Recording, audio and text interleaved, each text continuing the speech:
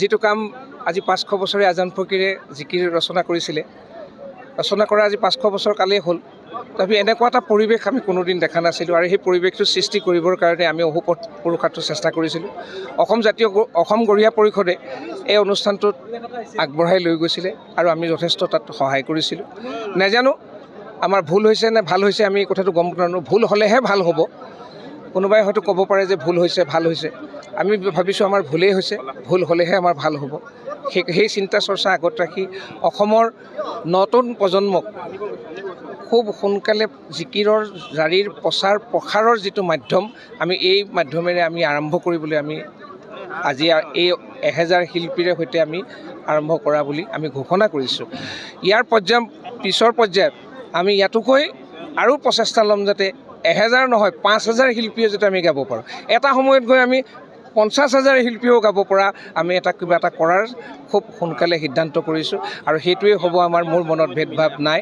আজান ফকীৰে দি যোৱা বাণী, শ্ৰীমন্ত শংকৰদেৱে দি যোৱা এখন সংস্কাৰৰ অসম, য'ত শংকৰ আজানৰ দেশ বুলি কোৱা হয়, আমি সেই সম্প্ৰীতিৰ মাজতে সম্প্ৰীতিৰ ভাতৃত্বৰ এনাজৰীয়ে সদায় বান্ধ খাই থাকিব খোজোঁ আৰু নতুন প্ৰজন্মকো আমি দেখুৱাই থৈ যাব খোজোঁ যে আমি একেটাল সমন্বয়ৰ জৰিৰে আমি বান্ধ খাই আছোঁ আৰু থাকিম। অসম গৰিয়া পৰিষদ উদ্যোগত সমগ্ৰ অসমৰ বিভিন্ন জাতি জনগোষ্ঠীৰ সহযোগত 1000 শিল্পী আৰু সাধাৰণ ৰাইজৰ উদ্যোগত শ্ৰীমন্ত শংকৰদেৱ কলাক্ষেত্ৰত একেলগে মোৰ মনত ভিন পৰ নাই অ' আল্লাহ ভিন পৰ নাই এই জিকিৰটি গাই আমি অসম অভিলেখ কৰিবৰ কাৰণে চেষ্টা কৰিছোঁ। অসম অভিলেখ চেষ্টা কৰাৰ সময়ত যিসকল ব্যক্তি উপস্থিত তেখেতক আমি অসম গৰিয়া পৰিষদৰ পৰা ধন্যবাদ জনাইছোঁ। অনাগত দিনত আমি বিশ্ব দৰবাৰত জিকিৰক প্ৰতিষ্ঠা কৰাৰ বাবে আমি চেষ্টা কৰি আছোঁ। এই চেষ্টা আমি অকলেই নহ'ব, অসমৰ সমগ্ৰ জাতি জনগোষ্ঠীয়ে লগ লাগি এই কাম কৰিব লাগিব। লগতে আমাক সহযোগ কৰিব অসম চৰকাৰ, ভাৰত চৰকাৰৰ লগত আমি যোগাযোগ কৰি আছোঁ। তেখেতসকলে আমাক আশ্বাস দিছে কম দিনৰ ভিতৰতে জিকিৰক বিশ্ব দৰবাৰত প্ৰতিষ্ঠা কৰিম বুলি আমি ভাবিছোঁ।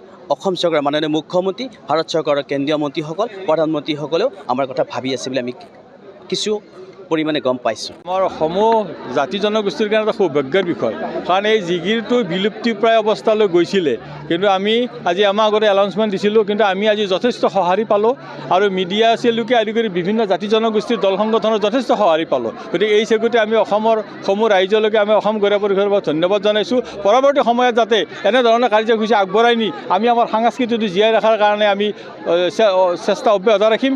মূলতঃ আজিৰ এই যিটো অনুষ্ঠান, এই অনুষ্ঠানত সকলো দিশৰে মিডিয়া চেলুকে আদি কৰি যি শিল্পীসকল ইয়াতে আহিলে আমাক সহযোগ কৰিলে, প্ৰায় 2-3 ঘণ্টা জোৰা সময় ইয়াতে নষ্ট কৰিলে, তাৰ কাৰণে আমি সংগঠনৰ ফালে তেখেতসকলক কৃতজ্ঞতা জ্ঞাপন কৰিছোঁ। যিকোনো খবৰৰ বাবে যোগাযোগ কৰক 7099017330 লগতে 7099017110 নম্বৰত।